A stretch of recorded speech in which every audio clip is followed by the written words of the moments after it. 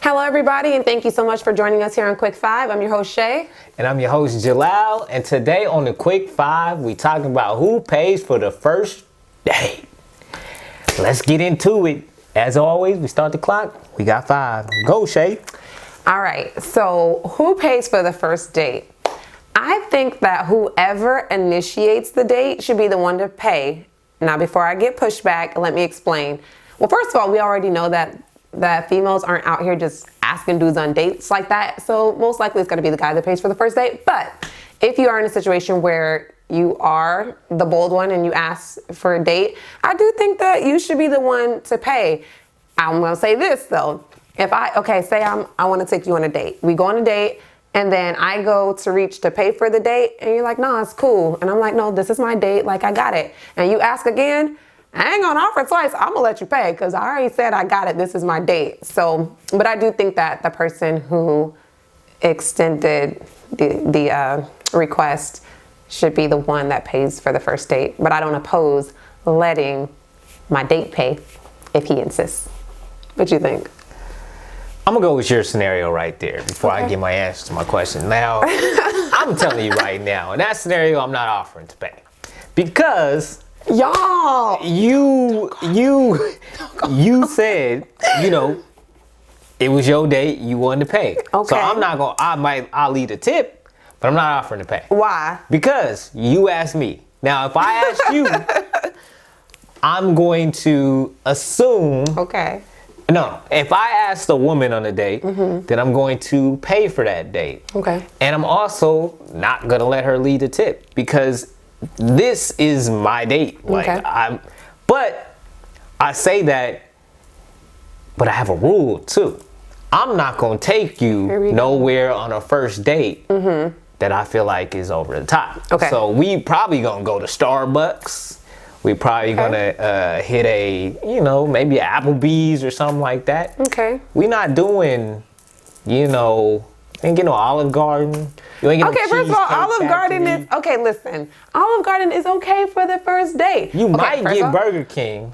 ladies, if you guys know Joel, then you know that Applebee's is a step up because he was doing 4 for $4s last year. So if you want to shoot your shot, this is the time because he's taking you to Applebee's, okay? 2 for $20. It's popping. Yep. So, okay. With a water.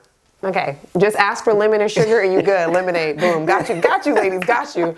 But no, seriously, I do agree with you. I do think that obviously on the first date, you don't want to cap. You don't, not cap as in the way y'all cap, but you don't want to be at your max because then you set the expectation, or where do you go from there? You know what I mean? So you definitely want to make sure, and then you get to know a person when it's a nice, chill environment where the focus is not on like, can I pronounce this creme brulee? Creme de la creme. Creme de la creme. Then obviously, it just takes the pressure off, it takes the stress off, and you can really get to know the person that you are going on a date with. So I do agree with keeping it low, but then also knowing the person though, because I know certain people that they're not going for the Applebee's, not even on the first date. Well, those probably aren't the people I would date. But see, okay, that's true. I mean, like, okay, because I don't think it.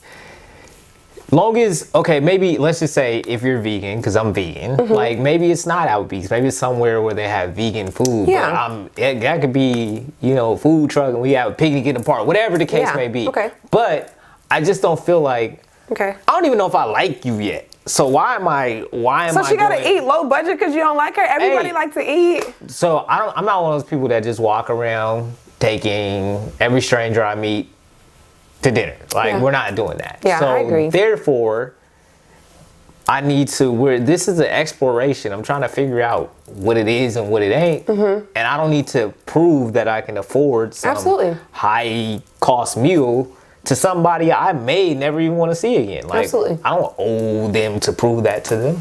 I don't really look at it as like proving, like I know what I like and I like to do, I like to do a variety of things, but if I look at it like, oh, this is something I would really like, this will be a great first date, I'm not looking at, is this too expensive? Obviously, like I said, you want to keep it on the lower range, but I'm not looking like this is going to prove to them I can afford the date. It's like, oh, this is something that would be super radical, like we can do this and that, whatever. But I also believe too, don't be approaching women that ain't in your price range, because I don't think it's right to expect a woman to feel like, oh gosh, I have to go low because he's gonna think I'm whatever. No, date your wage. That's what I feel like. Date your wage. Don't be putting, boom. Boom. There Boom. it is. That's it. We're going to continue this one in the comments, That's because I got it. a lot to say about that. Date your wage. Don't. Like,